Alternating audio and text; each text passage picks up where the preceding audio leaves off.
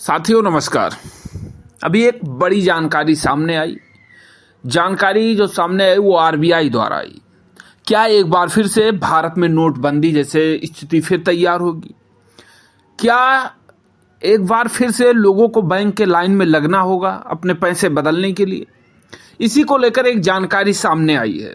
जानकारी शायद आपको परेशान कर सकती है, क्योंकि रिजर्व बैंक ऑफ इंडिया ने 2000 रुपए का नोट का जो सर्कुलेशन है वो बंद कर दिया है।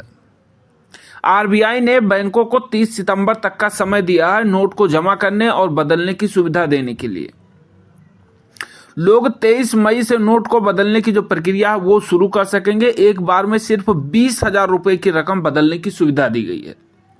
भारतीय रिजर्व बैंक ने 2000 रुपए के नोट को सितंबर 2023 के बाद चलन से बाहर करने की शुक्रवार को घोषणा कर दी है।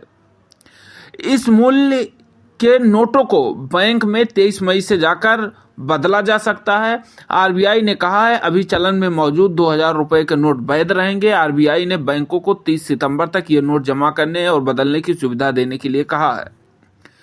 बैंकों में 23 मई से 2000 रुपए के जो नोट हैं वो बदले जाएंगे।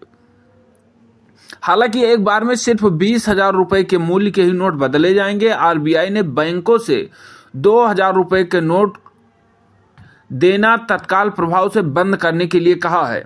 आरबीआई ने कहा कि 2016 में 500 और 1000 रुपए के पुराने नोट जो चलन से हटाने के बाद 2000 रुपए के नोट जारी हुए थे। 2016 के बाद ही फैसले के बाद बहुत ज़्यादा आपाधापी देखने को मिली थी। एटीएम के बाहर लोगों की लंबे लंबे कतारें लग गई थी। आलम यह हो गया था कि बाजार में कैश पूरी तरीके से गायब हो गया था। लोग पैसों के मोहताज हो गए थे। सरकार का कहना है कि ट्रेड फंडिंग में जाली करेंसी को रोक लगाने के लिए यह फैसला कारगर होगा, लेकिन ना तो उसके बाद टेटर फंडिंग रुकी और ना ही जाली नोट की करेंसी। सूत्रों का कहना है कि रिजर्व बैंक का मानना है कि काला धन का अक्सर बड़ी करेंसी के रूप में रखा जाता है। इसी वजह से अब 2000 रुपए के जो नोट है ये बदलने के फैसले लिए गए हैं कि ताकि अगर किसी के पास ज़्यादा पैसे हैं तो ना वो चेंज हो सके और काला जो धन है वो सामने आ सके। हालांकि आप हमें कमेंट करके बताएंगे कि क्या जो 2016 में नोटबंदी हुई थी